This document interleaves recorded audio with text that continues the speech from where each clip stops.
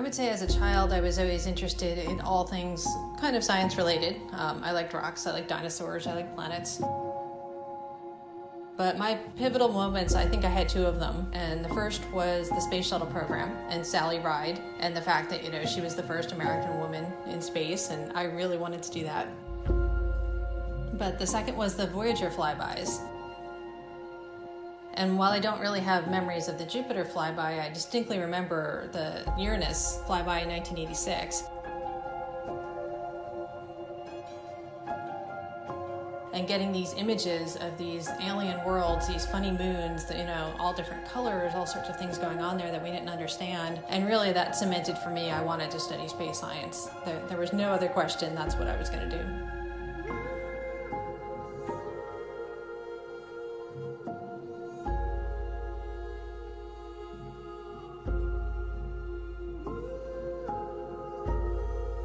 So as a planetary scientist, I study the planets in our solar system, primarily the outer planets, and I'm interested in their atmospheres and how they work and what they can teach us as a laboratory for atmospheres all over the place, including the Earth.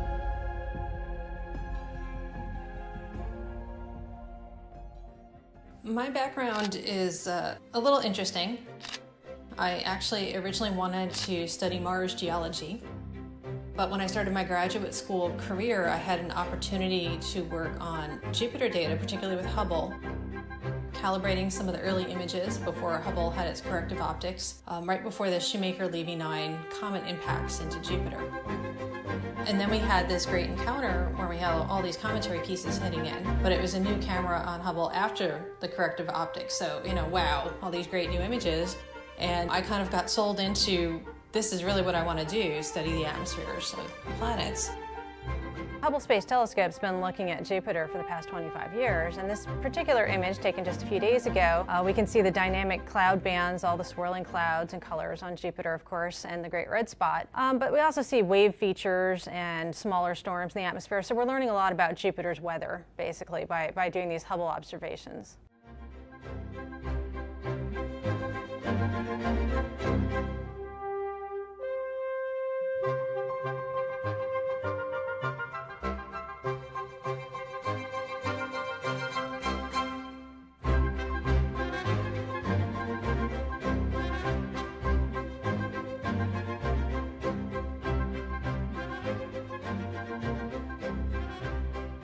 I would say I'm not really good at looking towards the future of envisioning exactly where I'll be in 10 years, but I want to see more missions to the outer solar system. I think we have a lot left to do out there, and I am looking forward to the day when we are ready to launch a mission to Neptune or even another mission to Saturn, and I certainly hope to be parts of those missions.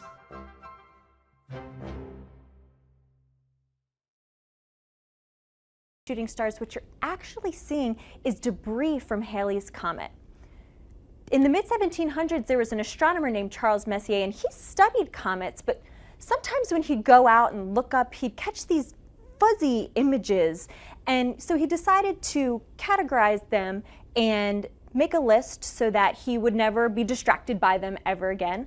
Thus began the Messier catalog. Hubble just today released its own album full of Messier objects taken by the Space Telescope, and we're going to talk about them here today with you. Make sure to send in your questions and we'll answer them at the end of the show, but I'm going to introduce you to some very special guests. So today we're joined by Michelle Fowler and Kevin Hartnett. Thank you both for being here today. Hey, yes, great to be here. All right, we're going to jump right on into it. Who is Charles Messier and why is his catalog so cool? Well, Erin, you just said Charles Messier was an astronomer who was active in the late 1700s, and he was really interested in finding comets. He actually found many of them over the course of his career, but there were some fuzzy little blobs in the sky that looked like comets, but he could tell that they really weren't comets because they didn't move with respect to the stars. Right. Comets appear and disappear, and they actually move with respect to the background stars, but these little fuzzy blobs stayed right where they were. So he made a catalog of basically things to avoid that weren't comets. And the thing that is a wonderful irony is what he actually had discovered were some of the most dramatic and beautiful objects in the entire universe. Right. He discovered things like dead stars, or stars being born, or what we now know are very distant galaxies. So in fact, Messier found some of the most fascinating things in the sky. Yep. What's very interesting is the first object that we'll talk about, the Crab Nebula, he was looking actually for the return of Halley's Comet himself, which was predicted to show up in the constellation of Taurus in that period. And so he was scanning to find Halley's Comet and came across this object we're going to talk about. So the catalog is just numbered basically in the order that Messier discovered these things. And so we're going to start with M1. And just like Kevin said, M1 is something called the Crab Nebula. So we actually have a depiction here of where the Crab Nebula is in the sky and a little bit about what it looks like. So you can see it's actually here in the constellation Taurus. It's going to be honing in on that. And as this begins to pan in, look, there's a fuzzy little thing there. And that's what he saw, and that's what he thought might be a comet. But as we pan into it even more, you see that there's wonderful dramatic structure. And what this turns out to be is an exploded star. It's what we call a supernova remnant. So there was a star long ago that exploded, and it actually spread its material over hundreds and hundreds of light years. And in the middle, there's the dead core of a star called a neutron star. Neutron stars are amazing. They have the density of Mount Everest pushed into every teaspoonful of material. And they actually rotate hundreds of times a second. And I remember that you actually knew what year this star exploded. Yes, so historians have figured out that this is associated with the Chinese sighting of a guest star, they called it, that was visible, so bright it could be seen during the daytime, and that was 1054. So we're very sure when this star actually exploded. Now, Kevin is an amazing amateur astronomer. He actually takes pictures of these objects with his own telescope. So should we go to some of the images that you've taken yourself? Sure, why not? In this case, I don't have one of M1. We'll see others, but I wanted to show you both this chart and where M1 can be found. Do you see the constellation of Taurus here? This little cluster of stars called the Hyades is V-shaped, and it marks the horns of the bull of Taurus. He's up and to the right of Orion, very easily spotted in the winter sky. And you take the lower horn and look at it with a telescope, and you're sure to find M1 if you just sweep around the field of view with that star in it, because it's very close to that star named Zeta Tauri. So I want you to know that in the Hubble catalog that's been released, we have a star chart like this for every Messier that's in the catalog. So even if you don't know anything about the Messier objects, you'll know basically where to find them in the sky, what season to look for them in, what constellation they're in, and we also tell you in the album what telescope is a good one to look for this object with, and what time of the month or what month of the year you should be looking for it. So keeping with the theme of dead stars, there's another one of my Messier objects that's one of my favorites. It's called the Ring Nebula. And so we talked about M1 being the first one. This is all the way at M57. Now the Ring Nebula is in the constellation Lyra. And this is actually a different sort of dead star. The first one we saw exploded violently in a supernova. This star is basically gently unraveling itself into space. It was a star that was more about the mass of the sun. It's dying and actually losing shells of gas around it. And in the middle, there's the remnant of this tiny little star, which is now cooling off and basically dying. So the Ring Nebula is a beautiful, beautiful object, and you can see some of the complexity that the Hubble Space Telescope discovered when it actually took many different visuals of this Ring Nebula. So the thing that I really love about the Ring Nebula is it's not very easy to see in a telescope. You have to use a special technique to see it. So tell us a bit about your observations of the Ring Nebula and how you see an object like this. Okay, sure, be happy to. It's one of my favorites. It's a great summer favorite for amateur astronomers. It's high in the sky, and it's fairly easy to locate in the constellation of Lyra. But as Michelle said, it's small and a little bit hard to find. And when you put in an eyepiece that has more magnification, it dims, and it gets a little tricky to see, especially the hole that's in the center. What you have to do, and this is a trick that we amateurs use, is look to the side of the object, because the edge of your eye is more sensitive to light than the center is, oddly enough. You have rods and cones in your eye, and the rods are along the edge. So at night, your peripheral vision is better than your center vision. and you can see things that move. So as a trick, we get the object in the telescope and then look to the side of the object and wiggle the telescope a little bit, and you can actually see it better when you do that. Especially the hole in the middle, it looks like a big smoke ring in the sky when you use those tricks. Now you won't see the center star because that's pretty faint, and although I took this photo with just general DSLR and a modest telescope, the camera is more sensitive than your eye, and so it can pick up on the star. You'd need probably a 14-inch telescope to see that star. So we're going from the theme of dead stars to something now very different, and that's the birth of stars. Messier actually discovered things that represent all the different phases of the life cycles of stars. So we're going to start talking about young stars. Yeah, and while we walk over to talk about the young stars over here, I wanted to remind everybody to continue to send in your questions. We're getting some really great ones. We're still here at Goddard Space Flight Center talking about Hubble's Messier catalog, and now we're going to be talking about dead stars. So take it away. I'll get out of your way. Well, that's right. These are stars that are being born. The next object we're going to talk about is one of my favorites in the sky. It's like an old friend returning every time the fall sky rolls around, and that's M42. This is the Orion Nebula. And as you can see in this wonderful animation, what the Orion Nebula really is a giant cloud of dust and gas. And inside it, there are stars forming that are lighting up this cloud. And there are actually 4 very bright stars at the very heart of the nebula called the trapezium cluster. And these stars are actually larger than the sun, more massive than the sun and brighter. And the light from them is lighting up the whole area that we know of as the Orion Nebula. To me, this is one of the most beautiful images ever taken by Hubble. It's not only beautiful, but it's very dramatic when you think about this is a cloud of dust and gas, many, many hundreds of light years across. And inside it, there are dozens, if not hundreds, of new stars forming right now. So this is a beautiful object, and I have to say that the image you took of this is spectacular. I mean, you are an amazing astrophotographer. Let's take a look at what you got with this one.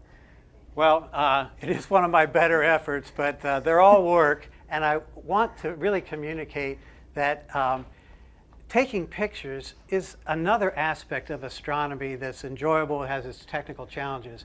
But I've spent most of my life observing these things with binoculars or a telescope, and it's as much fun. It's probably more fun than trying to take pictures of them, which is just hard. So here you see an image of Orion Nebula, and I want to point out the contrast between this one and this one. It took Hubble about 500 different pointings, mosaics, stitched together to form this image.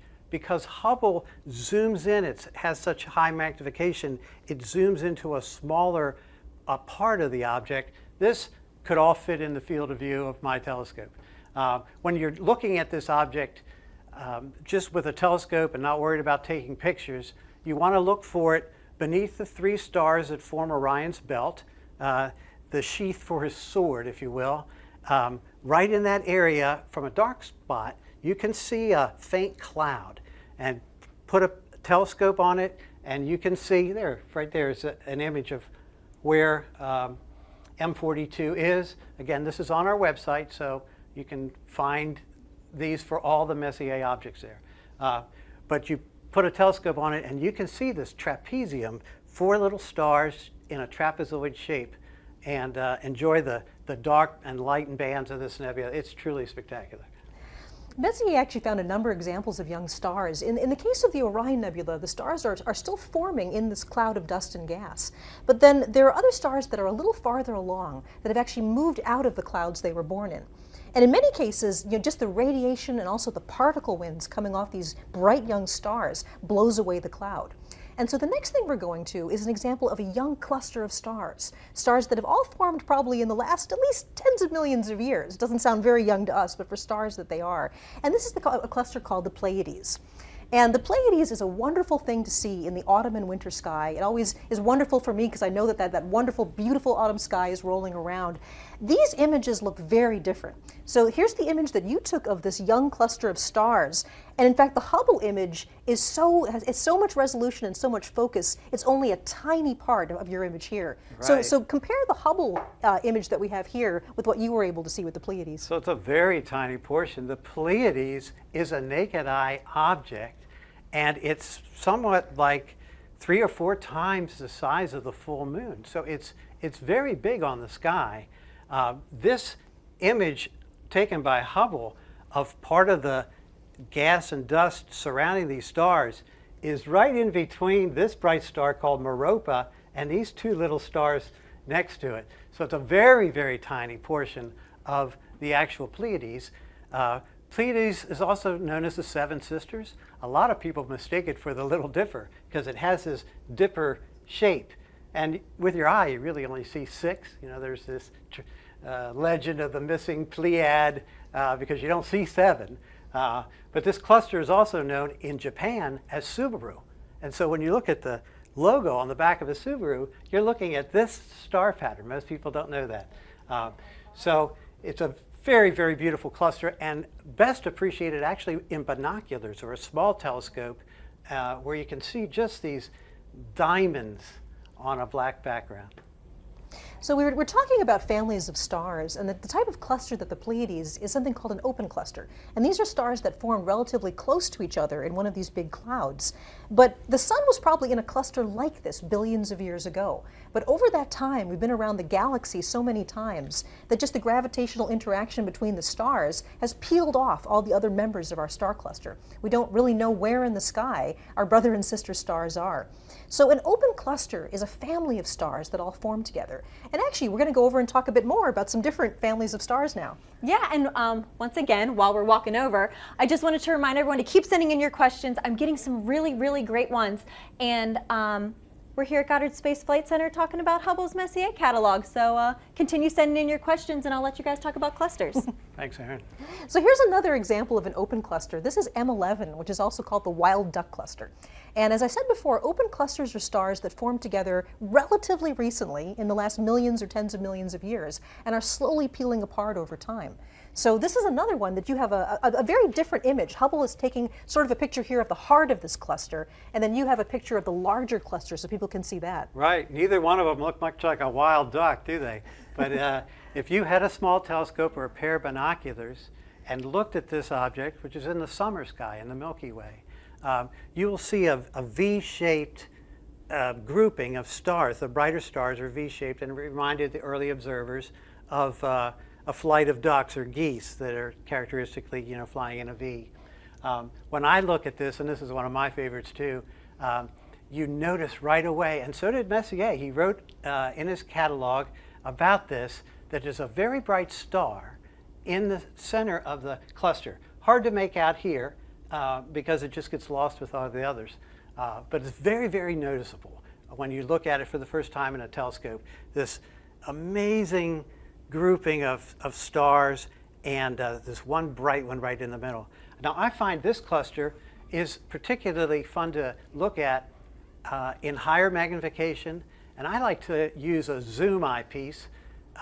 So I look at it at low magnification and the stars are really tight, and then as you twist the eyepiece it zooms in and you see just hundreds more. It's a remarkably beautiful open cluster, and there's something like,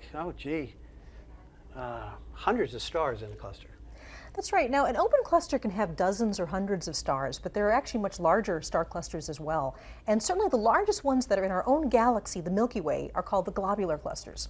And we have an absolutely spectacular picture of a globular cluster here. This is the globular cluster M15. So this is the 15th thing on the list of things that were not comets. And this is actually a cluster of stars that contains millions of stars. Now, astronomers believe that globular clusters are actually ancient clusters. They probably formed very early on in the lifetime of our galaxy. And if you think about the Milky Way galaxy, we live in a spiral galaxy that's kind of shaped like a frisbee. It's a disk of stars and gas and dust. But the globular clusters actually orbit around the entire galaxy, almost kind of like a swarm of angry bees. They're going all different directions around the Milky Way. And in fact, globular clusters were one of the first ways that we discovered our own place in the Milky Way. It turns out that we're nowhere near the center of the Milky Way. We live out in the suburbs, about 3/4 of the way out into the disk from the center. So that's a long way from the middle of the galaxy. And all of these globular clusters orbit around the center of mass of our galaxy. So astronomers a long time ago realized that most of the globular clusters were in one half of the sky, and there were fewer on the other half of the sky. And that's because we were looking from a vantage point of being very far out from the center of the galaxy. So whenever I see globular clusters, I'm really aware of the place, the role that they had in actually giving us a map as to where we are in the galaxy. And it's really a good thing that we're not on a planet inside a globular cluster, because we wouldn't see much of the sky at all, right? Also, it would be like daytime all the time. You just look at all of those stars packed into that little area. Yes, so it's very good for observing that we are where we are. So you've got another great image here. Yeah, so this image is fun because I took it 2 nights ago, right? And I took it with a very small telescope. But it's in the constellation of Pegasus, the flying horse, which if you go out into night sky, will appear as a square. They call it the square of Pegasus, very prominent square in the sky. And I like to consider it like a baseball diamond because it's oriented that way. And this object is located off first base. So you go up to first base and there's an L-shaped string of stars. It's right at the tip of the L. Very easy to find. Right there. There you go. Yep. So we've been talking about families of stars, the star clusters, and in fact the largest families of stars in the universe are the galaxies. And these are families of stars that include hundreds of billions of stars. So let's talk a bit about some of the galaxies that we're looking at. Yeah, and actually while we walk over to the biggest screen in the room, we'll talk about the biggest objects, right? So I just wanted to remind everybody once again that we're here at Goddard. We're talking about Hubble's Messier objects. And please continue to send in your questions. We've got a ton of good ones. And I'll let you talk about galaxies now. Sounds good, yes. Right, so we're going to end with looking at some of these beautiful spiral galaxies. And the first one we're looking at is something called the Whirlpool Galaxy, which is known as M51. And the Whirlpool Galaxy is a spiral galaxy about half the size of our own Milky Way, and it's actually at a distance of about 23 million light years away. So you can see here in this beautiful Hubble image the detail on the spiral arms of this galaxy. The dark areas are actually lanes of gas and dust where new stars are forming inside that right now. And in fact, whenever you see red areas along the spiral arm, that's active star formation. That's where young stars are still embedded in the dust, and they're actually lighting up the dust and making it glow red. It is an absolutely beautiful spiral. So the thing that's amazing about this is it actually looks quite different through a telescope. And some people might be disappointed, but I still think it's a wonderful thing to look at. So tell us a bit about what it's like to observe a beautiful galaxy like this. Okay. I'll tell you, it's fun to glimpse these things, even if you're not seeing them particularly clearly in the night sky. There's a connection you feel with the universe by looking at the light of these things with your own eye. So just like Messier would have seen this, it was a smudge. But now you know what it really is. And that's electrifying. If you're at night searching for these things with your telescope and finding it and realizing what you're seeing, there's nothing really quite like it. So Messier would not have seen the spiral arms because you need a large telescope to do that. And his telescopes were not very good. They weren't even made of glass. The ones that we use now with mirrors, the mirrors were made out of metal back then. And we've looked at these globular clusters. In M15, Messier noted he didn't see one star in that globular cluster that we now know has millions of stars. So his view was very, very different. But this is an image I took. It took about 4 hours to lay up that image. In a second, I'll show you what one little frame looked like. But this object was not seen by Messier at the time. It's a neighboring galaxy. He only saw the very core of this, and it looked like a little blob. So the thing is that even if your telescope image doesn't look like this, it's still wonderful to think that the light you're looking at, even when you see a little smudge on the sky, in this case is 23 million years old. 23 million light years away means the light took that long to get to us. So when you see this beautiful galaxy as just a smudge in the sky, that light left long before there were humans on the Earth. So you mentioned you're going to show us. So this is what you might see through even a large telescope. Yeah, well, this is taken through an 8-inch diameter telescope, and it took, I'm trying to remember now, about 3 minutes or 4 minutes to lay up this particular image. And you see you get all the light pollution, right? The sky glow in the background too. And the trick that amateurs use is to stack all these up, line them all up. And so I took, 4 hours of 3-minute exposures, and you can get software free off the web now to align them all and stack them up, and then you learn some about processing. Honestly, although I don't want you to think that you're going to see these marvelous images, the pictures like from Hubble or even my telescope, by looking through the eyepiece, it is encouraging, or it should be encouraging to you, that I've only been at astrophotography for maybe 4 years with a digital camera, and so you can learn very quickly. There's a lot of resources on the web, but start with the Hubble site. You can find out where the Messiers are in the sky and what instrument to use to look at them. And once you get more familiar with the sky, like I've done for over many years, then dabble in astrophotography. So we're going to wrap up our catalog of the Messier objects with one of the most beautiful things in the sky called the Andromeda Galaxy, and this is M31. And I have to say, Kevin, this is your image. This is absolutely spectacular. The Andromeda Galaxy is a galaxy very much like the Milky Way. It's at a distance of a little bit more than 2 million light years away. And the thing that's amazing about the Andromeda Galaxy is that edge to edge, this is as large on the sky as 3 full moons. Think about lining 3 full moons up across that galaxy. So at night when this thing is up, there's this giant galaxy actually covering a fairly large part of our sky. But the reason you don't see it is it's very faint. And in fact, Messier could only see the very, very central part of the galaxy. But there's other objects in here as well that Messier saw in this gorgeous image you took. So tell us about that. Well, would that we all had eyes to see this thing in the sky, hanging there in the autumn sky, as big as 6 full moons across, right? It's just an amazingly big object, but it's faint because it's a long way away. So when you look at this in a telescope or with binoculars, in fact, you can see this object with the naked eye from a dark place. You're really only seeing the very bright core. But that's what you'll see in a scope or binoculars. Very fun to see. I remember dragging my whole family out when I was maybe 15, and it was in the winter. And I said, now that I found it, you have to see it. So it was like 20 degrees outside. Drag all my sisters out to see this thing because it's a classic. It's very spectacular. This object, Messier also found, probably within the same night that he looked at M31. This is called M32. Again, very easy to see because it's so close to M31. And it looks like a slightly out of focus star. A little harder to see is this one down here, a companion galaxy, now known as M110. And you have to use that little trick I mentioned earlier, looking to the side of M110 to see it more clearly.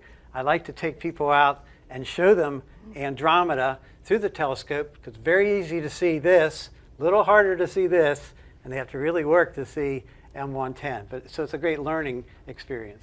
So going to the Hubble image of Andromeda, this is something that's kind of mind-blowing. Hubble is so powerful, it can actually see the individual stars in this galaxy 2 million light years away. Now, this galaxy contains hundreds of billions of stars. And when you look at this image, there's kind of a graininess to the image, and that's real. These are all individual stars that Hubble can pick out. Now, the amazing thing is it took Hubble over 400 different pointings to stitch together this giant mosaic of Andromeda. And in fact, Hubble only had the time to image about 1/3 of the galaxy. So think about that. More than 400 Hubble images all put together in a mosaic to cover just about 1/3 of the Andromeda galaxy. So it's an amazing thing to see and an incredible Messier object. So hopefully in talking about these wonderful objects you can see in the sky, things like dead stars, stars being born, galaxies, star clusters, you might want to go out and actually look at them yourself. And this is where Kevin is the expert. He's going to talk to you a bit about what you can do to actually go out and make your own Messier catalog. So you've brought some telescopes here. Let's go over here and take a look at this. So I should probably start here because from a dark sky, you can see most of the Messier objects with a good pair of binoculars. From the Washington, D.C. area, maybe a quarter of them. But if you're out in a dark spot, you can see many of these. So get yourself a star chart like this and find them or use the star charts that are on the Hubble site, and you'll know where to look. It's good to use a set of binoculars at night that's one like this. This is a 10 by 50. 10 is the magnification. 50 is the size in millimeters of the glass up front. Most of us have 7 by 35s at home, and they're great for terrestrial viewing, looking at things in the yard or whatever. But you want a little more power, and you want to gather more light because the stars are faint. So you want this lens to be as big as you can hold steady. That's the other caveat, right? So if you get too heavy a binocular, you can't hold it steady and you won't get a very good view. So just two other representative scopes. You might be fascinated to know that the beautiful picture of Andromeda that I took and the one of the Pleiades was taken with a scope almost exactly this size. It wasn't this particular one, but I had it mounted on the back of a larger scope and a more expensive mount that was tracking the stars because, again, had to lay up these time exposures. But you can enjoy the Pleiades and the Orion Nebula and M31 all as beautiful objects in a scope this size. Our website says for each individual object, it's best seen or can be seen with a large, medium, or small telescope. This is what we mean by small, up to 3 or 4 inches. Medium would be more in the class of a 6 to, say, 10-inch diameter telescope. The size of the lens, again, is the size of the, it's what's collecting the light. So think of it as your eyeball. Imagine your eyeball being 8 inches wide. You collect a lot more light. And then larger scopes, which you didn't have room on set to bring in here, can be 10, 12, 16. Some amateurs have 20-inch telescopes, great big things. But they get obviously difficult to move around. Each has their own price range and pros and cons. Read up on a website that describes telescopes before buying one. And really, I recommend learning your constellations, finding the Messier objects with a binocular, and then stepping up as your interest continues. Here's a zoom eyepiece that I was mentioning before. So you just twist it and it magnifies, so you don't have to keep reaching for different eyepieces. If you do want to do that, there's many different types, and it just makes it easier. I find it easier to just zoom in. Interestingly, Charles Messier, he looked through about every telescope he could get his hands on, and they weren't very good. And they didn't have eyepieces. The eyepieces they had weren't replaceable, I should say. They were a fixed magnification. So interesting difference. Before we go on to some questions from the audience, actually the question I have for you is how many Messier objects have you personally seen? Oh boy. Yeah, so I've seen just about all of them. We didn't talk about it tonight, but there's a large group of galaxies in the constellation Como Berenices off the tail of Leo and next to Virgo, where there are just literally scores of galaxies. Some of them are Messier objects. Many of them are not.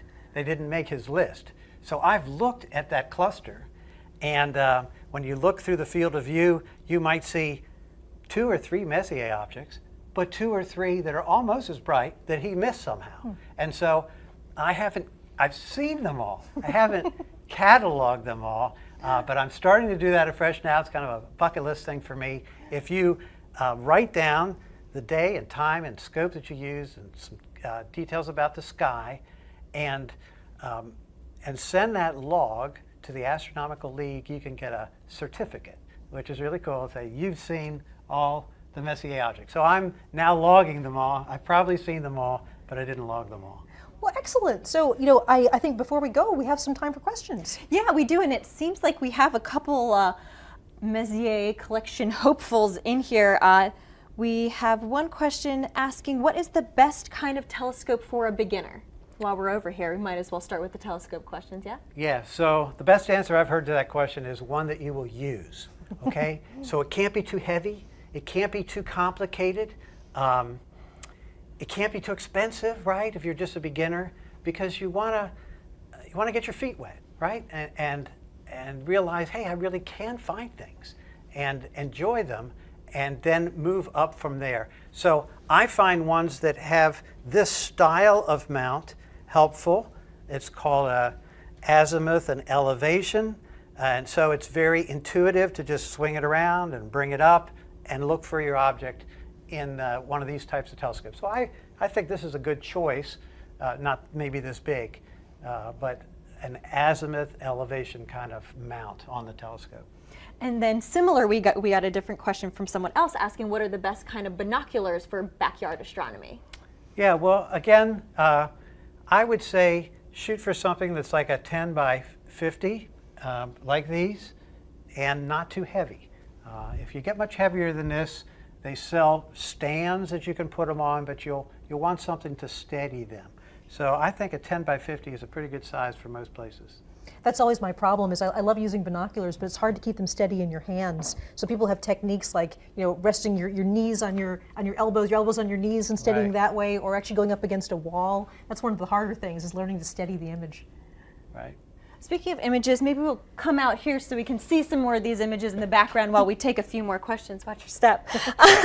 Kelly wants to know what causes new stars to move away from the cloud that they were born in? Well, there's a lot of reasons for this. I mean, there's actually intrinsic movement of the stars, that when stars form, they actually pick up angular momentum. They begin to spin, and the clusters of stars spin in different ways too. And over time, this can actually spin some of the stars out of the cluster entirely. But the other thing to remember is that star clusters never live just by themselves. We go around the galaxy. Right now, we're actually flying around the center of the Milky Way galaxy at about 500,000 miles an hour. Good thing we don't actually feel that. Right. And as the sun moves around the galaxy, it has very gentle gravitational encounters with other stars. Over billions of years, over many passes around the galaxy, this actually spreads the cluster out. And so we've actually left probably some of our sister stars way on the other side of the galaxy. The star formed right near us, but now it's 100,000 light years away. And that's just the regular gravitational attraction of the different stars as we move through the galaxy. Great. It seems like these clusters kind of resonated with people. Someone else wanted to know, how far away are stars in a cluster? Oh, now that's a very interesting question. I don't have an exact number for some of the clusters that we've been showing you, but as Kevin mentioned, if you were in a globular cluster, if you were actually in a planet around a star, in the heart of a globular cluster, the night sky would be brilliantly bright. So the closest star to us is about 4 light years away. And in the heart of a globular cluster, it'd be a lot closer than that. I don't have an exact number, but I do know the night sky would look a lot different. 4 light years is actually a long way, right? And so if I've read that if you considered the volume of sphere that's 4 light years in radius, in some of these globular clusters, there can be as many as 10,000 stars within that sphere. And so imagine being on a planet around one of those. It would be just dazzling. Yeah. And then another question, this one looks like it's specifically for Kevin. How do you deal with light pollution? Yes, well, I cry a lot, I guess, is the answer. If you have a portable telescope, right, which some of mine are, you get to a dark spot, and that way you can just enjoy the night sky and find things easier.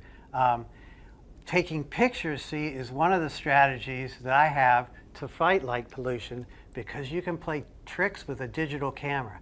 Digital camera is very, very sensitive, if you've seen in these images. And so you could play these tricks about stacking up photos and processing them and get these amazing results. I live north of Washington, D.C., where it's very, very bright. And yet you can play these tricks with a digital camera. Some of the same tricks Hubble plays, actually. Taking an image and then basically covering the shutter and putting a black cover on the telescope and taking another image. You say, why would you do that? You record the noise in the camera, and then there's software that you can use to subtract off the noise. And so this is a way to fight light pollution. You subtract it off with a digital camera. Can't do that with your eye, but Hubble plays that same trick, not to fight light pollution so much, but just to get that noise that's inherent in the camera because of its thermal qualities, and subtract that out. It's amazing to me just how much we're missing with light pollution. I mean, I think that the most beautiful sky I ever saw was when I was in Chile. I was in the Atacama Desert where there were no lights around at all. And somebody actually pointed out the Milky Way was so bright overhead, it actually was making me cry. It was so beautiful, I was getting tears in my eyes. And I actually looked down at the ground and someone pointed out that I was casting a very, very dim shadow on the ground. But there was no moon out that night, none of the bright planets were out that night. That was actually a shadow being cast by the Milky Way. That's how bright the Milky Way can get. So, I mean, get yourself to a dark sky area if you possibly can. Wow, that's crazy. So we got a question about Hubble specifically. How does Hubble take so many sharp images when it's moving so fast? Pointing. I think I'm going to lead this to the Hubble operations manager. Absolutely. That's for you, Kev. Yeah, so you don't think about it much. That would be more of a problem if the stars were closer. But they're so far away that the light that's coming anywhere near Earth is coming in parallel beams. And so, yes, Hubble's moving around the Earth, but it's still seeing these parallel beams that come from these different distant stars.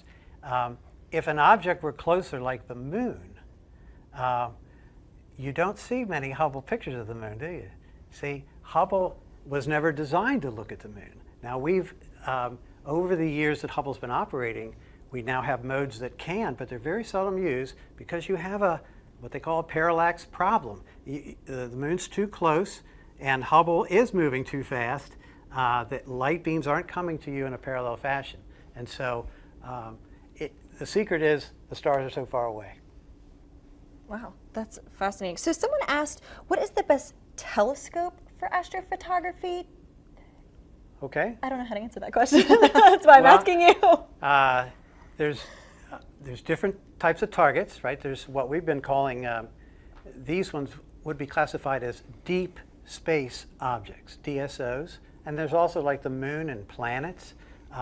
You would want a different type of telescope to do lunar and planetary work than you would for deep sky objects. And so that's part of the answer. For deep sky objects, I think most websites that I would go to, people more experienced than I at this, would say get a medium-sized refracting telescope. That's the type that has the lens up front with fairly short focal length, and that will probably do the best for you for these things. Lots of reasons why, but those kind of telescopes can range from the $600 one that I bought to $6,000, so you kind of go with your budget too.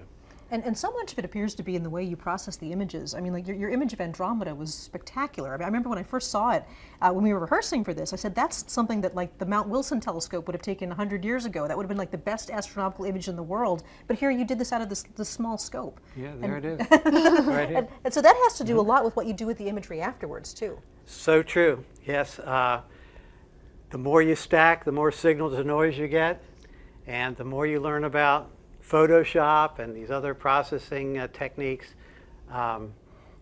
just the better you get at it. And I really consider myself a baby at it. This, again, was about a 4-hour exposure, and many times more than 4 hours in processing. And you've only been doing this for about 4 years. Yeah. Again, it's because there's so many resources online. We're bringing you the Hubble Messier catalog online with all its information. There's lots and lots of helpful resources out there about astrophotography. The Messier catalog is such an inspiration to me because, sort of wrapping it all up again, we talked about avoiding these things that aren't comets, but instead it turns out to be the catalog of wonders. I mean, everything from dead stars to baby stars to these vast galaxies that you took a picture of. Well, in some strange way, we have Charles Messier to thank for all that, even though it wasn't what he was looking for. Yes, he found 13 comets on his own, remarkable for the instruments he had, and operating from the center of Paris. Can you imagine it? In an observatory there. And he co-discovered 7 others with his friends. So the man found 20 comets in his lifetime. Very, very remarkable for the instruments that he had and the place that he was doing it from. Try to even discover one from the center of Paris right now. Pretty hard to do. Yeah. Are you ready for another question? Sure. Alejandro wants to know, what are your favorite locations for stargazing? I guess I can ask both of you that question. Well, I just mentioned the Atacama Desert, but that's kind of hard to get to.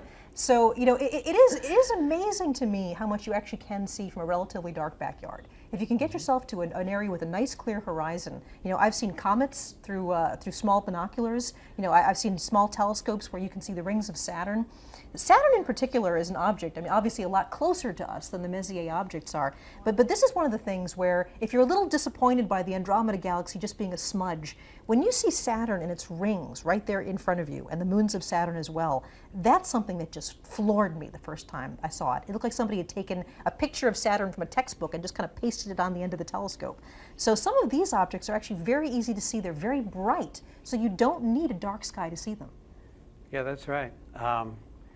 The moon and planets, in even a very modest-sized scope, can be a unforgettable experience. As you mentioned, seeing the rings of Saturn, I've been at so many star parties, we call them. We have telescopes out and have fun with the heavens. It's so fun to see people see the moon or the planet Saturn or Jupiter with its moons and bands for the first time. They never forget it. I never forgot it. That's really what got me into astronomy many, many years ago, seeing Saturn. There's a connection with the universe that you feel, and it's really unforgettable. But where would I go? Around here, I have a brother-in-law that lives down in Virginia in the mountains, and so that's a good spot to go. And the Eastern Shore is a pretty good dark spot with nice horizon, so you can see things from horizon to horizon. But if I were going to pay money and go someplace, it would probably be Chile or someplace like that, or Hawaii, to be on the top of a mountain where all the other great telescopes are, and observe from there. And one thing I have to say is take advantage of your local amateur astronomy societies, because pretty much wherever you are in the United States, there's a local club where if you don't know what sort of telescope you'd like, if you don't know how to use a telescope, if you don't know where the nearest dark sky areas are around you, your local astronomy club will know these things. That's right. And they are an incredible resource. And as a professional astronomer, I would go to these large observatories and people would type the coordinates into computers and I would make my observations. I often feel that the amateur astronomy community are the real astronomers. They're the people that really know the sky like the back of their hand. Right. Amateur astronomy groups will also love to show you their telescopes. And so you can try before you buy if you go to a club. And that's also helpful. Great. It's kind of like asking someone about their job, asking someone about their telescope. They can talk for days and days, right? So unfortunately, we only have time for one more question. We're going to keep answering some of your questions on Facebook as they're coming in later on, but unfortunately we only have so much camera time. So one more question. What is your favorite object you viewed through a telescope? Oh, it's like choosing between your children. Yeah. Oh, wow. Okay, so I guess, well, we just mentioned Saturn. So, I mean, I think that probably actually is my favorite. In the southern sky, there's something called the Carina Nebula. And the Carina Nebula is an area where you can see star birth and star death all happening at once. There are young clusters of stars, and then there's a star called Eta Carina, which is actually very close, we think, to blowing itself up in a supernova explosion. This part of the sky has these vast bands of dark dust and bright gas. And I have to say, those are some of the things that I've seen with my own eyes when I was living in the southern hemisphere that just blew me away. I mean, this is probably the closest thing I've seen with my naked eyes looking through a telescope that actually looked like a Hubble image. So Eta Carina would have to be one of my favorites. Yeah, and for me, it is like deciding between your children, I guess. I really love to look visually at M11, that wild duck cluster, because when you first look at it in the scope, you can imagine how Messier didn't see any stars in it. They're very, very close, and yet you zoom in, and it's almost like the fly-throughs that we saw. It turns into something else. And it's in the heart of the Milky Way, where it's surrounded by hundreds and hundreds of stars to begin with. And so I don't know how to describe it. It's just beautiful. I could look at it for a long time. If we don't know how to describe it, you need to try it yourself. That's right. So get out there and find the Messier catalog yourself and enjoy the absolutely beautiful images that the Hubble Space Telescope has made of these objects. Absolutely. So like they said, if you want more, we've got the catalog up on our website, nasa.gov/Hubble. And if you want to know anything about Hubble at any time, you can follow us on Twitter at NASA Hubble. Thank you both so much for being here. And thank you all for tuning in to us. And we'll see you next time. Hey, great to be here. Bye. Thank you. Bye. That same team of astronomers has now taken additional ultraviolet images of probable plumes on this icy moon. While these plumes seem intermittent, they appear to have repeated in the same location. Pieces of the puzzle of what's going on with Europa are continuing to come together. When the Galileo spacecraft was orbiting Jupiter in the late 90s and early 2000s, it gathered data to build a thermal map of Europa, and it appears the water vapor plumes Hubble is observing correspond with a relatively warm region on Europa's southern surface about 200 miles across. This thermal anomaly the Galileo spacecraft observed suggested geologic activity was happening in this location, a conclusion now further supported by Hubble's recent observations of water vapor plumes. This phenomenon may be similar to what the Cassini spacecraft has seen at Saturn's moon Enceladus, where there are also water vapor plumes associated with warm regions on the moon's surface. The warm spot on Europa has a couple possible explanations. Perhaps this location is warmed by liquid water a mile or so under the surface, pushing up through the cracks in the ice. Or perhaps the fine mist that's falling from the water vapor plume changes the structure of the surface ice grains, allowing them to retain heat longer than the surrounding landscape. Now that Hubble has shown Europa probably has water vapor plumes associated with warm spots on its surface, this information will be used for planning NASA's upcoming Europa Clipper mission. Europa Clipper will be able to take up-close observations of these probable plumes Hubble identified, and will be equipped with instruments that can detect any additional warm spots and water vapor plumes.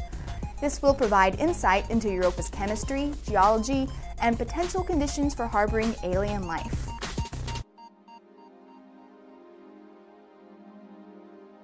On behalf of the Hubble Space Telescope outreach team at NASA's Goddard Space Flight Center. Today, we're so excited to share newly released Hubble images of 30 beautiful celestial objects in honor of Hubble's 30th anniversary year. We're live now on Facebook and YouTube, so feel free to comment your questions and we'll try to get to them later in the show or afterward on social media.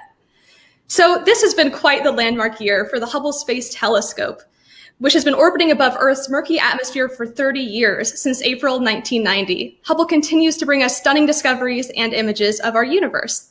Joining me today, we have Hubble's Senior Project Scientist, Dr. Jennifer Wiseman, and Deputy Director for Science Communication, Dr. Michelle Thaler. Let's go ahead and take a look at some of these new images now. All these objects belong to something called the Caldwell Catalog. These images are really gorgeous, aren't they? So the Caldwell Catalog includes galaxies, star clusters, and nebulas, which are clouds of dust and gas in space. Let's go ahead and jump right in. First up, we have an image of Caldwell 45. Caldwell 45, this is a gorgeous spiral galaxy, and it has something called nuclear rings. So Jennifer, can you explain what that means? Sure. So this galaxy, just spectacular in this image, is showing off its big spiral arms, which you can see reaching around the outer parts of the galaxy. You can see a lot of dust in these spiral arms, and you can see these kind of purplish hot spots. These are regions where star formation is particularly active, and the bright light from those massive stars is ionizing the gas, giving us these beautiful colors. In the core, you see this glow of yellowish light. There's so many stars there that the starlight just kind of blends together. And around the center of this galaxy, we have a ring of particularly bright emission. This is caused when the conditions are just right in galaxies like this for intense star formation. So this galaxy is producing new stars at a high rate, and in particular in that ring around the nuclear part of the galaxy. Yeah, it's really beautiful. We've got another image of a spiral galaxy, Caldwell 36. So Caldwell 36, it seems like we're almost missing a chunk of the photo here. So what are we seeing, Jennifer, or not seeing? That's a good question. So first of all, you see that it's a beautiful spiral galaxy, another case of just a marvelous windmill type pattern of spiral arms with lots of stars, star formation, dusty regions. That kind of stair-step shape in the upper right is actually an aspect of the camera that was used to take this image. The Wide Field Planetary Camera 2 is almost like having 4 cameras in the 4 quadrants of this region, and the upper right quadrant, that camera actually can see things in higher detail than the other 3 quadrants, the other 3 cameras.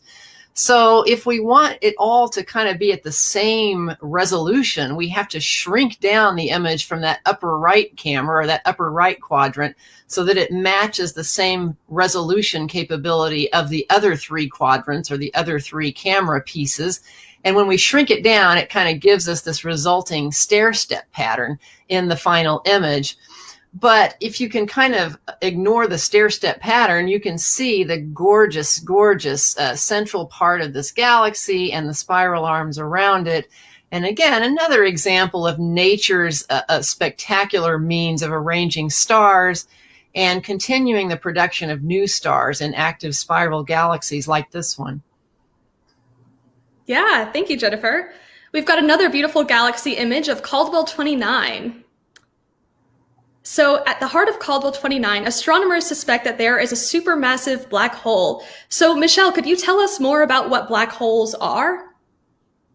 Oh, absolutely. So, I mean, the amazing thing about a black hole is that it's a region of the universe where gravity is so extreme, it can actually suck light in itself, and that's why we call them black holes.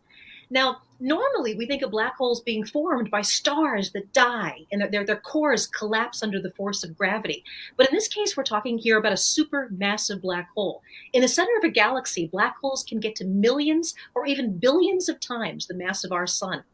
So this galaxy has a particularly mysterious bright center. And although we're seeing visible light here in Hubble and maybe a little bit into the ultraviolet and infrared, what we also measure from this galaxy is X-ray light. X-ray light is only naturally produced when the gases reach temperatures of over millions of degrees. So as things fall in closer to this huge black hole, they get caught by the black hole's gravity and accelerated faster and faster around, almost like water going down a drain. All of that friction heats the gas up to millions of degrees, and it flickers on and off in X-ray light. So in the core of this galaxy that you're looking at here, there is a monstrous, huge black hole. And one of the big mysteries that Hubble and other telescopes are trying to solve right now is how black holes can actually grow that big. Millions or billions of stars must have gone into that black hole. Wow.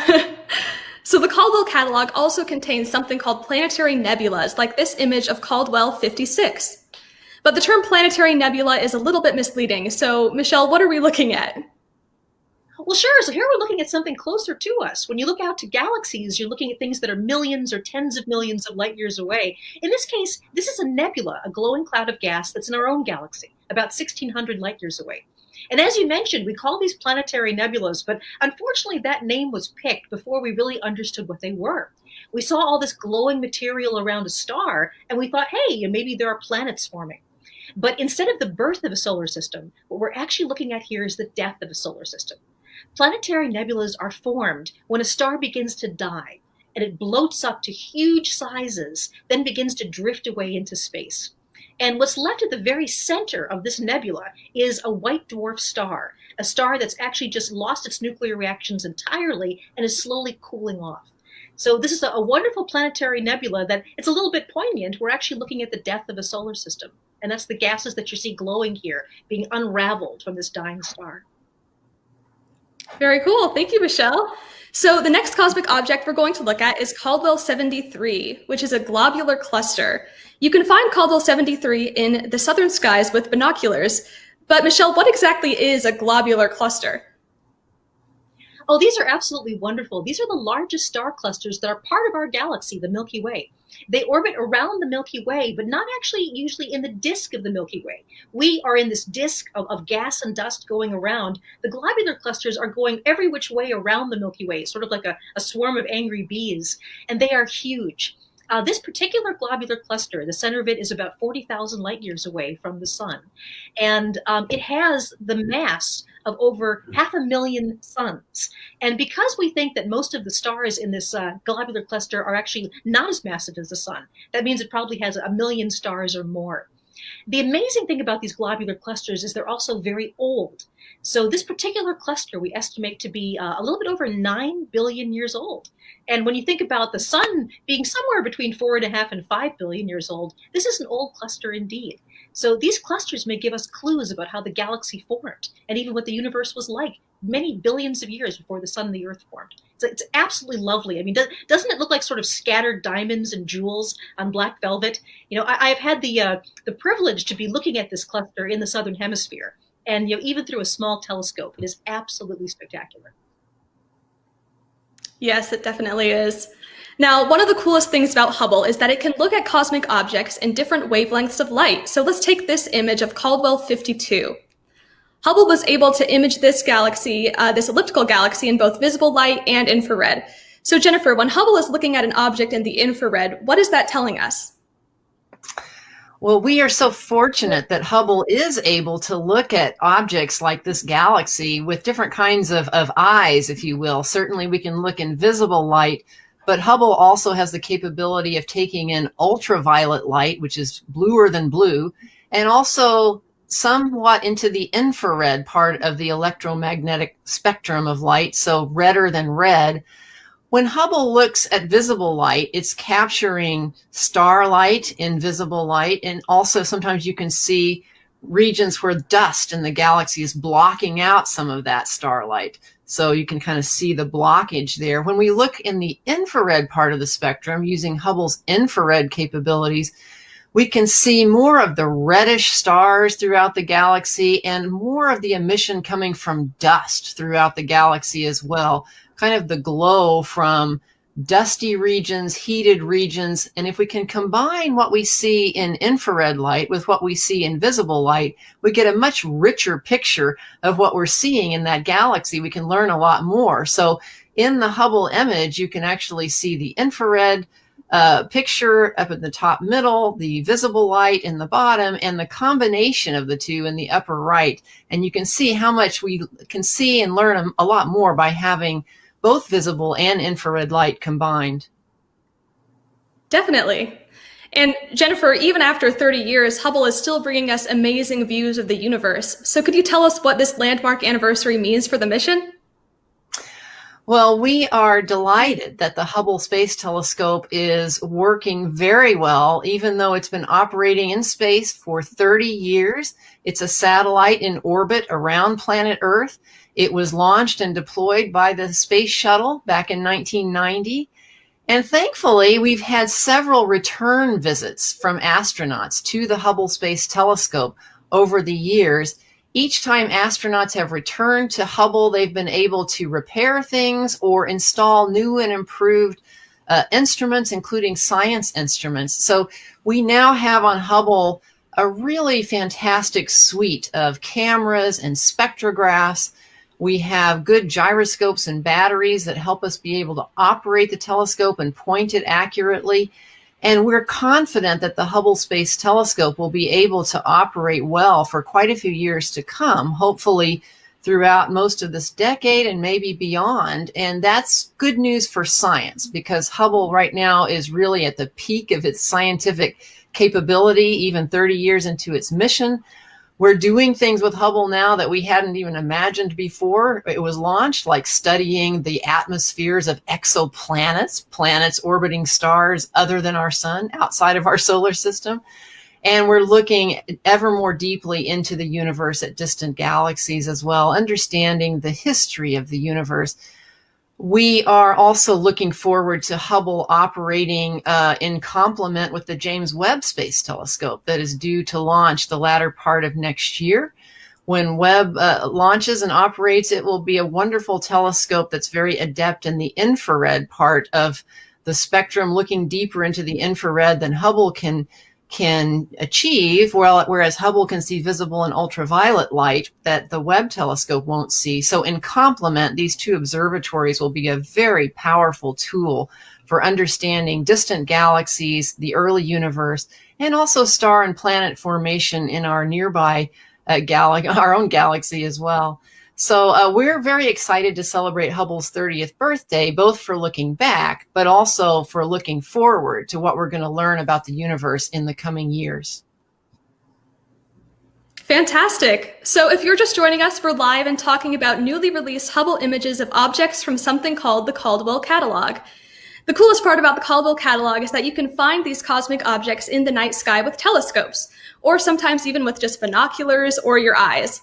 But what exactly is the Caldwell Catalog?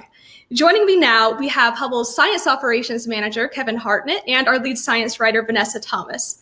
They're also both amateur astronomers, which means they use their own telescopes to look at the night sky. So Vanessa, you were responsible for pulling together this collection of images. Could you tell us what the Caldwell Catalog is and what its purpose is? Yes, of course. The Caldwell Catalog is a collection of 109 celestial objects, galaxies, star clusters, and nebulas that, as you said, can be seen with amateur-sized telescopes, and sometimes they are bright enough that you can see them with binoculars or even the naked eye. And the collection was put together by a man named Sir Patrick Moore, and he was a British amateur astronomer and science communicator, and he put the collection together for fellow amateur astronomers to have some targets to look at with their own telescopes. He found these objects interesting and wanted to share his list with others, and it was inspired by a more famous catalog that was put together even earlier called the Messier catalog. That was put together by a French astronomer, and that also included galaxies, star clusters, and nebulas that amateurs can see with their own telescopes. The difference between the two catalogs is that Messier's catalog included only objects that could be seen in the northern hemisphere, where the Caldwell catalog includes objects that can be seen in both the northern and southern hemispheres. So wherever you live in the world, you can see some of the Caldwell catalog objects. That's awesome. Thank you, Vanessa. So Kevin, speaking of finding these Caldwell objects in the night sky, you actually took an image of Caldwell 14, which is the double cluster in the constellation Perseus. Let's go ahead and take a side-by-side look of the image you got and the image that Hubble has. Both images look amazing. So could you tell us a bit more about them and how people could find Caldwell objects in the night sky? Sure. Well, Caldwell 14 is an amazing object, and this is a great time of the year to see it. It's located in the night sky between the constellations of Cassiopeia and Perseus, and is frequently called the double cluster in Perseus, and you can see why. With a small telescope from a dark site, you can see basically what I've imaged here. Two distinct open clusters of stars, each with hundreds of glittering members. It's really an unforgettable sight. If I could have the next graphic. This graphic shows the location of Hubble's image in the greater context of the double cluster. One thing stands out immediately. Hubble's field of view is tiny compared to the size of the double cluster. It would take Hubble Space Telescope hundreds of images all stitched together to form a big mosaic to capture all of Caldwell 14.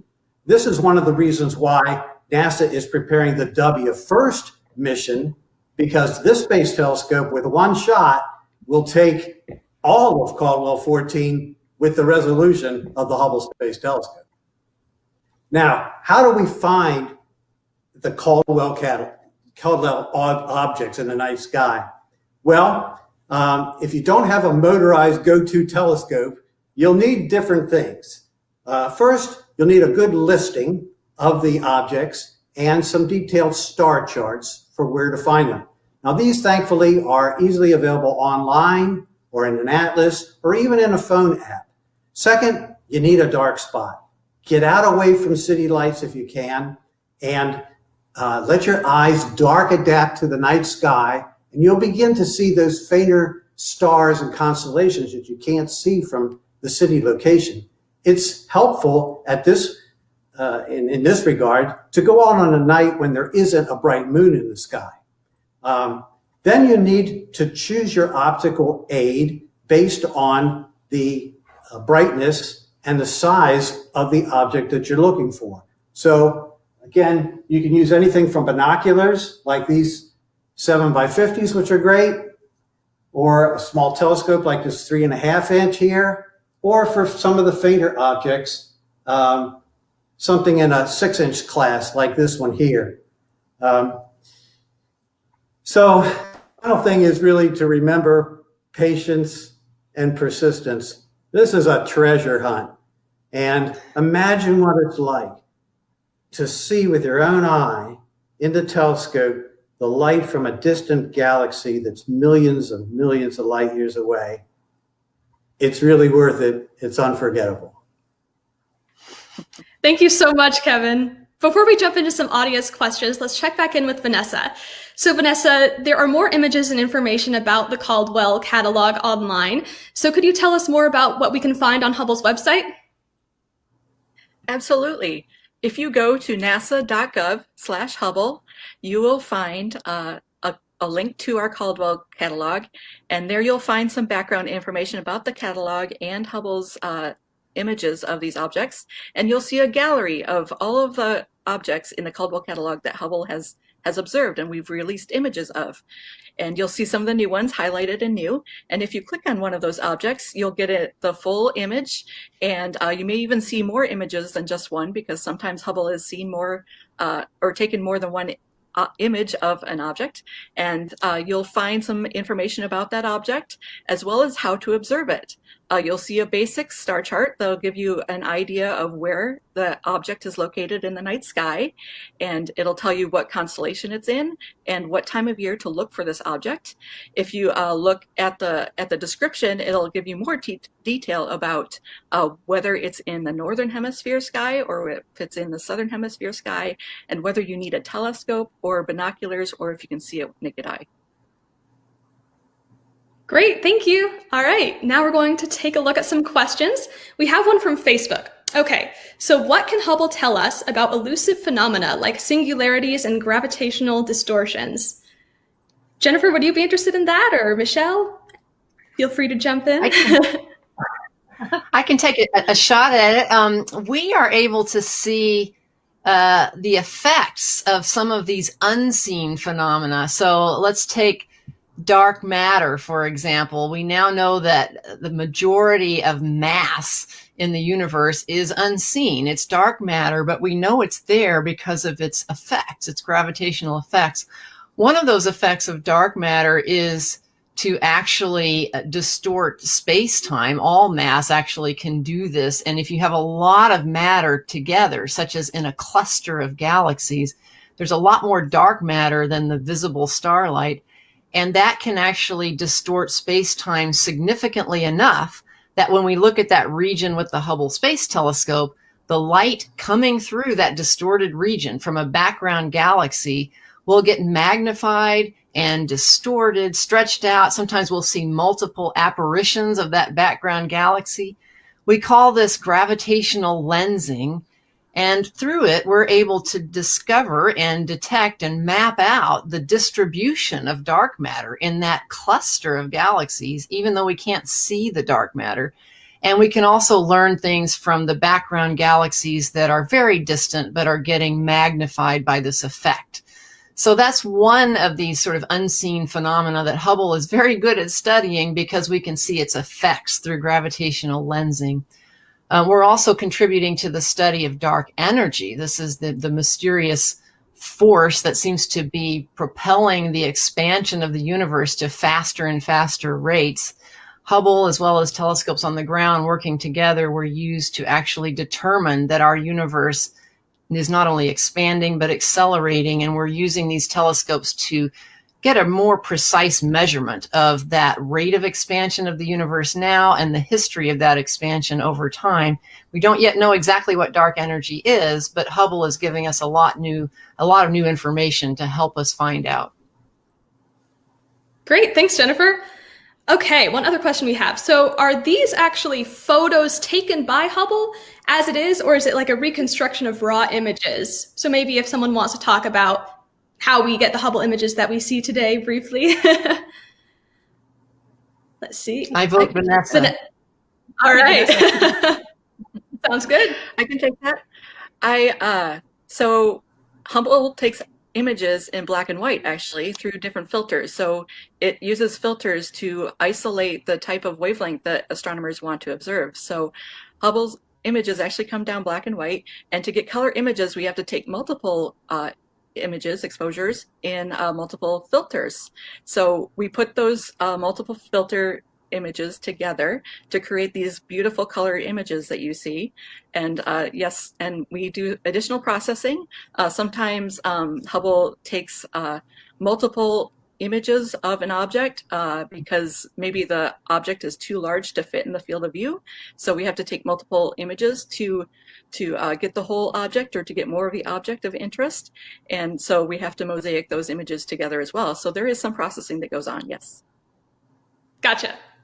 Thanks, Vanessa. Awesome. Okay, so on Facebook, it sounds like we have someone who is a beginner amateur astronomer looking for some tips. So Kevin, do you have any words of wisdom?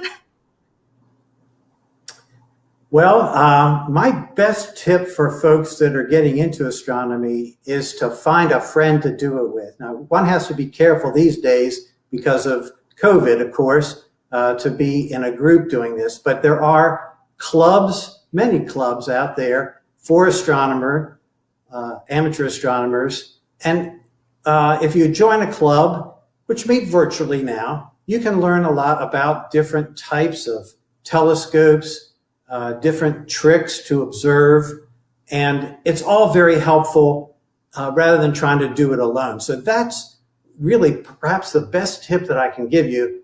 Don't do it by yourself, or if you feel like you have to because of COVID, take advantage of online meetings or YouTube videos. There's lots of them out there that describe telescopes or binoculars and how to use them. There's a wealth of information online these days. Great. Thank you, Kevin. All right, I think we're just going to do one more from Facebook. How far away is Hubble from us? So, anyone want to take that one on? I can take a jump at it, but it's about 300 and it varies actually, but varies between about 340 and 360 miles above the surface of the Earth over the years of its mission. It's not that far away from the surface of the Earth. It's in low Earth orbit, again, not to get it a lot closer to the things that we're trying to observe with Hubble, but to simply get it above much of the Earth's atmosphere so that we don't have to look through that turbulent atmosphere that can actually blur the images that we're trying to look at. And also the atmosphere of the Earth actually filters out some of the light that we want to capture with Hubble, like ultraviolet light. So it's not very far up. It was deployed there also because that's where the space shuttle could go. And we wanted to use the space shuttle to take the Hubble up into orbit and to return to visit it several times. You should note, however, that a lot of telescopes now in space, and there are other space telescopes now and also in the future, are not being put in low Earth orbit. Some of them are being put much farther away. The James Webb Space Telescope to be launched next year, the latter part of next year, will be 1 million miles away at a place in space called L2 that is quite far away. We want to keep the Webb telescope very cold. We want those sun shields that you see in the image there protecting the telescope from sunlight and heat to be effective. And we want to be able to have the most sensitive infrared observations possible. So that's why the Webb telescope will be put much farther away from Earth than Hubble was put. Absolutely. I think we do have time for one more question, and maybe Michelle can take this one. Speaking of James Webb, which is coming next year, is Hubble getting upgraded after James Webb, or what are we looking at with the future of our space telescopes? Well, you know, right now there is actually no plans to visit Hubble with the astronauts again, and part of that is because we don't have the space shuttle. So Hubble is not actually in the correct orbit. You know, the space station, for example, is in a very different orbit than Hubble. So we hope that Hubble keeps working as well as it is now, maybe even for a decade. The last mission that went up there in 2009 replaced a number of the cameras. So the cameras are actually much younger than 30 years, just a little bit more than 10 years old. And they also did things like replace gyroscopes so that the telescope will be able to point itself very well. So, some of the things that I'm really excited about as far as what we're doing in the future of Hubble, we're working on, for example, catalogs that astronomers all around the world can use, catalogs of say, star regions where young stars are being formed right now.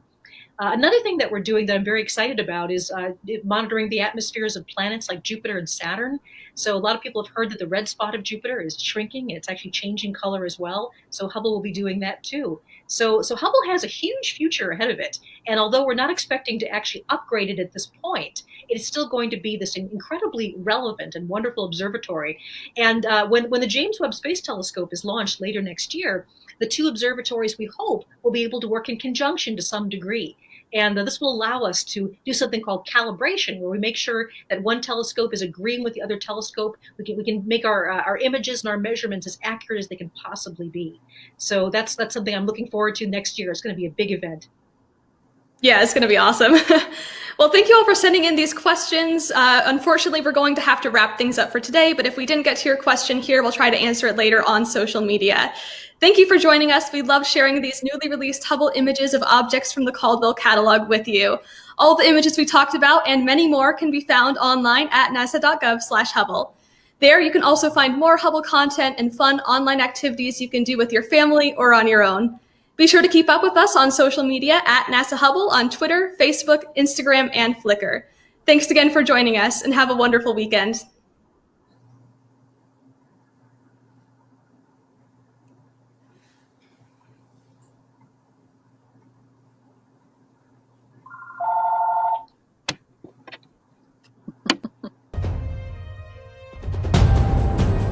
Since the retirement of the space shuttle, the engineering team is absolutely critical for Hubble.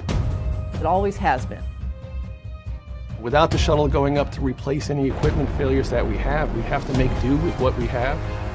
What we really are concentrating on is just keeping the telescope working and keep the science going.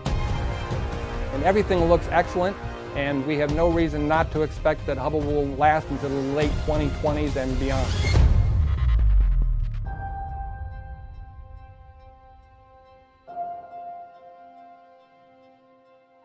My name is Mike Wins, and I'm the lead systems engineer for what's known as the Optical Telescope Assembly of the Hubble Space Telescope. I'm in charge of what's known as defined guidance sensors. These are the instruments that actually help Hubble do the exquisite and precise pointing that it does. Right now we're getting ready to perform an observation. The telescope is going to be trying to go to acquire some guide stars in just a few minutes here. The stock is the Space Telescope Operations Control Center, where we send commands to the spacecraft. On a daily basis, we have to send up what's known as command loads. Step DTMR is good. Step 3 is complete. Because the computers on Hubble are very old and they have very little memory, in fact, most of your memory sticks today are 20, 30, 100 times bigger than Hubble, we have to send up essentially a load of all the commands Hubble's going to be doing for the next 24 hours. On a routine basis, we always keep 24 hours of instructions on board, so it's routinely updating for the new sequence 24 hours in advance. We'll start with doing our premise uplink. Hubble is always working, it's always doing something, it's always doing some sort of observation or calibration or getting ready for the next task. We'll be logging on board at 14:33:17. Hubble is truly a 24/7, 365-day-a-year instrument, so Hubble can keep on going. It never stops. And we are configured. It's been verified. Now we do have to, because of this low Earth orbit we're in, the actual observations, when we're taking a picture of something, we're doing a science observation, we actually have to wait because sometimes the Earth gets in the way. So we have to pause, wait until the Earth gets out of the way as we go back around and start the observation back up. You have constraints. You don't want the optics pointing at the sun, and you don't want the instruments to have their shutters open when you're looking at the Earth, because the Earth is bright for them. And then we have the South Atlantic Anomaly, the SAA, which is a portion of the Earth where we get proton hits that will affect the electronics in Hubble and can also affect the instruments in Hubble. And so we have to plan out very carefully our targets and observations. We have a timeline that's laid out to maximize the efficiency of it. Hubble can actually take observations during day and night passes. Every 95 minutes, we go around the Earth. The batteries will charge from the solar rays during the day pass, and then at night, batteries power the observatory so we can continue observing. The scheduling with Hubble, we're trying to put it together as efficiently as possible, minimize our gaps. The goal is to constantly keep it busy. We're constrained to a certain extent, but whenever we have visibility, we are observing. The demand for use of the Hubble Space Telescope from scientists around the world is very high. Hubble is at its most productive. It's got some of the best instruments that have ever been on board it. There's a very high demand. Hubble's performing exceptionally well. 2, 1, and liftoff of Space Shuttle Atlantis. The final visit to enhance the vision of Hubble into the deepest grandeur of our universe. Since the final Space Shuttle servicing mission, we're using Hubble to get the best kind of science return we can from the suite of instruments that we have. So our focus now is on making sure we get the best science while it's still operating so well. Luckily, at the end of the last servicing mission, we were actually left with a telescope in great condition, but Hubble is getting older and older. It's a very old telescope. Now, 10 years after the last servicing mission, we can't rely upon servicing missions to fix things, so we have to rely upon our own ingenuity to be able to figure out if something does fail, what are the alternative paths that we have. For the telescope to keep giving us this peak science, we need lots of things to be working together very well on the telescope. We need a pointing accuracy system that is outstanding and keeping that whole system healthy and functioning so that we can point Hubble very accurately even while it's whizzing around Earth in its orbit. For the telescope to be able to do the science it needs to do, we have to hold it very, very steady. There is actually a little bit of motion. I mean, it's hard. We're zooming around the Earth at 17,000 miles an hour, so it's hard to hold the telescope perfectly like that. The gyros are working really good. The gyroscopes can sense motion in each direction. And so because of the gyroscopes that we have on board and how sensitive they are in terms of sensing motion, that we can keep our cameras steady. Gyros are very good at measuring these very small rates. The fine guidance sensors are actually sort of used, I always like to describe it as backseat drivers. And they constantly tap on the gyro's shoulders, it's about once a second. And they keep saying, turn left, a little bit right, a little bit left, a little bit right. I mean, it must be driving the gyros nuts. So the fine guidance sensors allow you that really fine control, but actually it's the gyroscopes driving the telescope. And they're doing a perfectly good job here. Everything looks good, our stars the right brightness. The reason that is because we need to make sure we have the correct guide stars. One of the things we look at is the brightnesses, and that's what we're measuring here. Those are about right for what the stars were.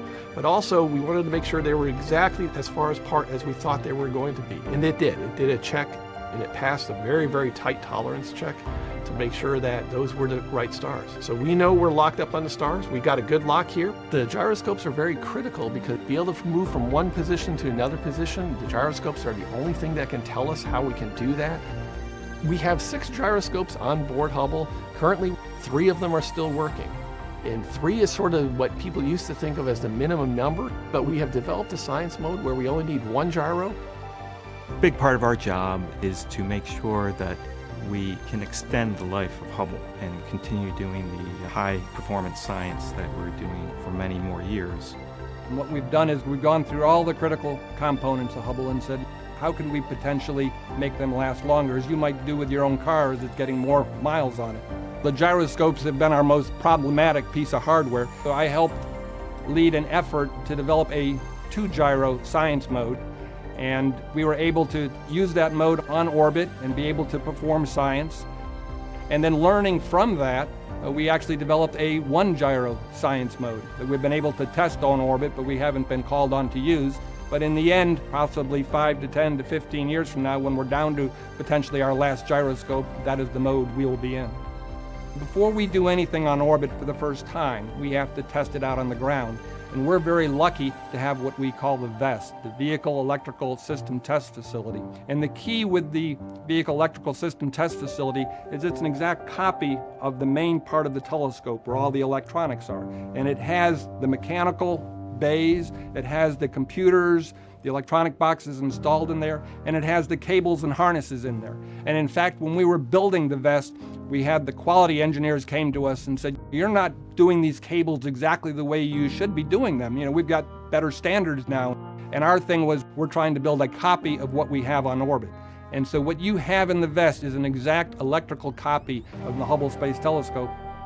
Every orbit as we come around the Earth, to be able to get our attitude correct, to get ourselves steady and locked on, the fine guidance sensors and the gyroscopes are key to that. And that's why those are the two of the subsystems that are on the top of our list as far as having contingency plans for and monitoring the health and safety of those and making sure we have them in peak performance.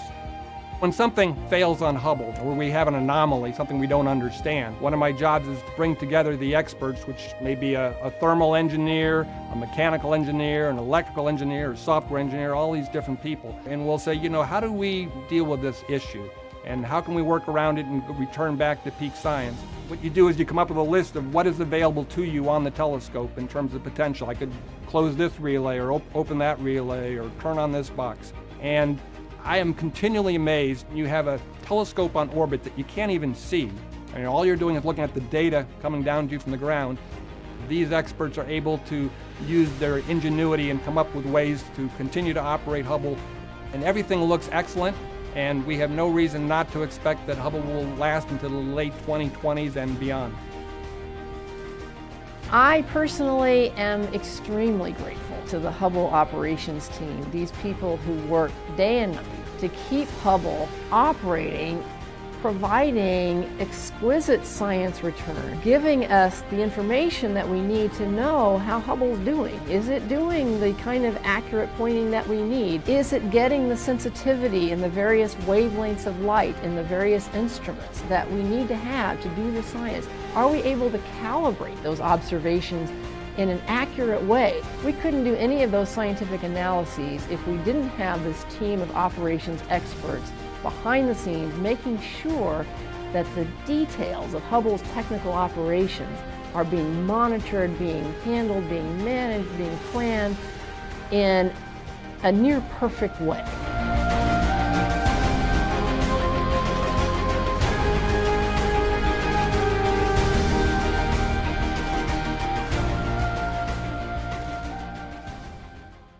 So scientifically effective right now. Scientists are using Hubble to investigate some of the deepest mysteries of the universe. One of the primary things Hubble has been doing is looking at the atmospheres around exoplanets. If you had asked the guys who built Hubble and designed Hubble, they would have sworn Hubble could never, ever do this. That's one of the things I love about Hubble, is that it ends up giving us new questions, new mysteries to explore.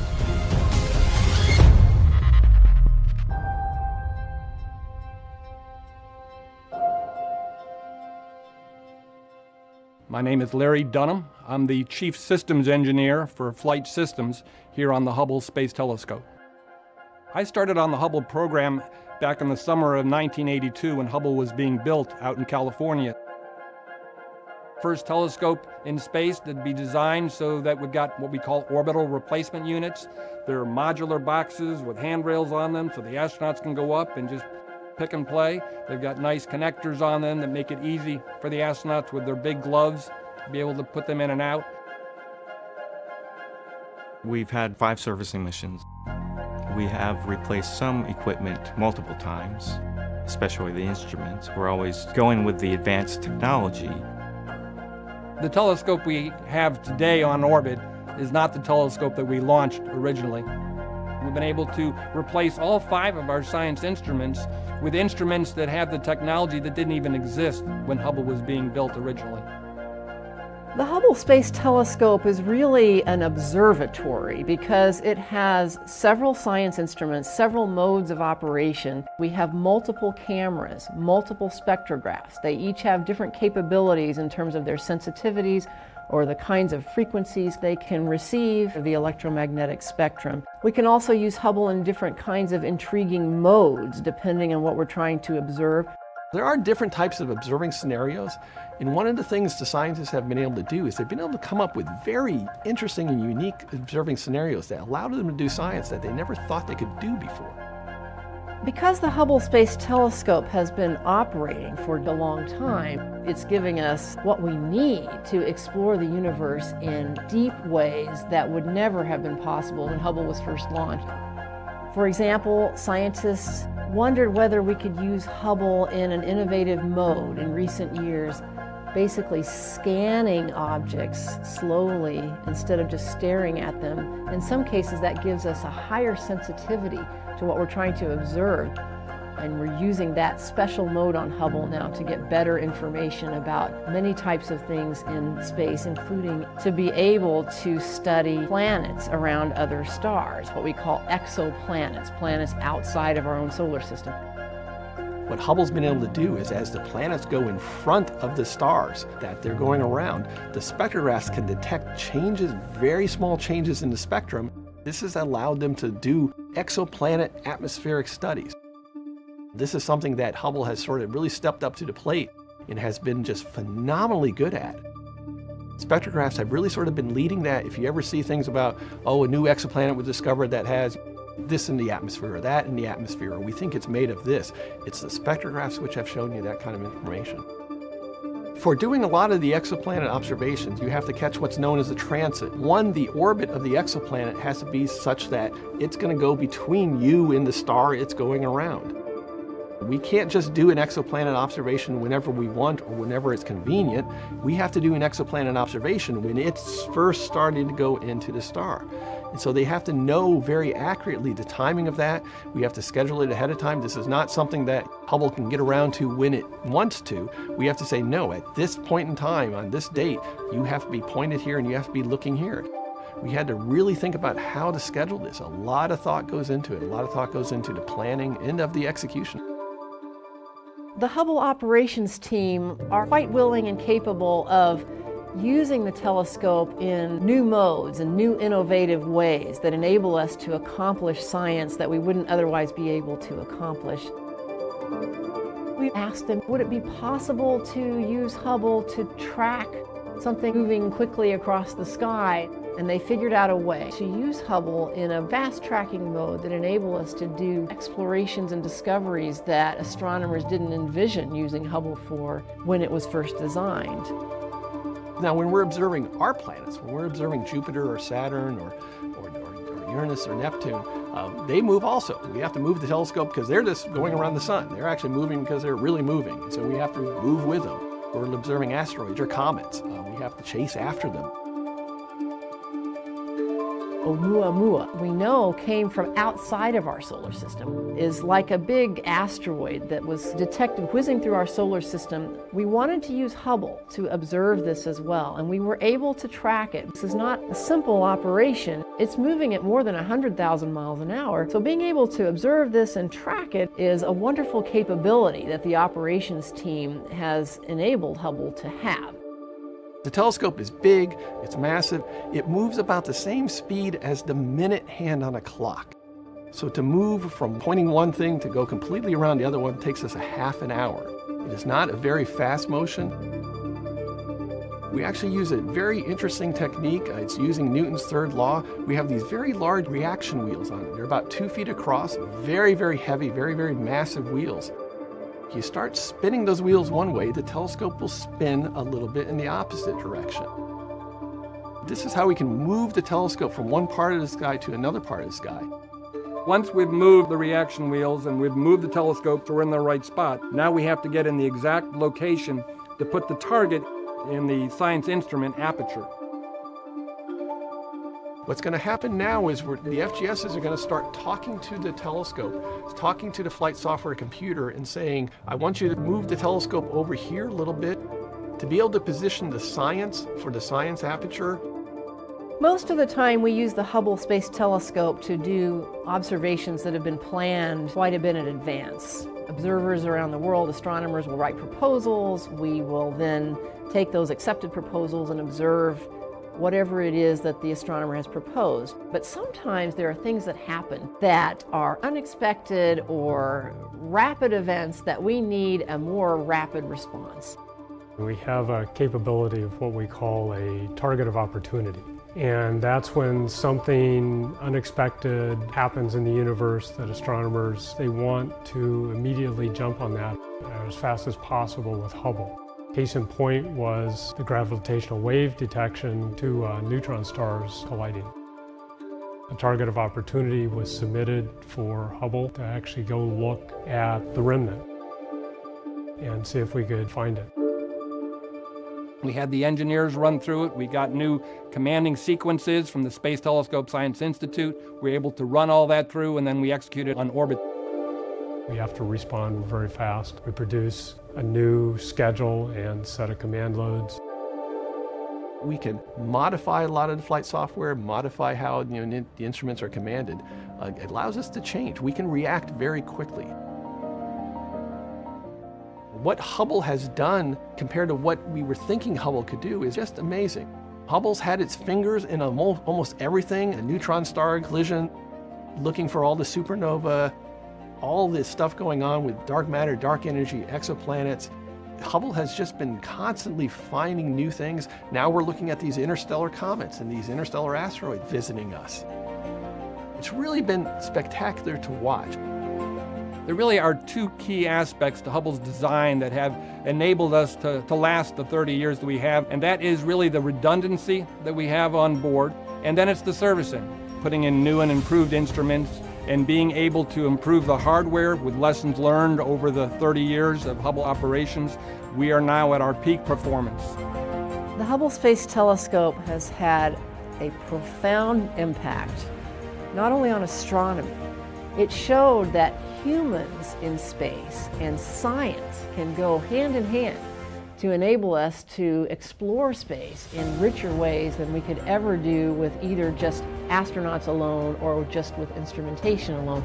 By using these skills together, new vistas of exploration are open to us, and that lesson is something we're still benefiting from as we envision future space exploration. Go ahead. Okay, we have a go for release. Okay, Charlie.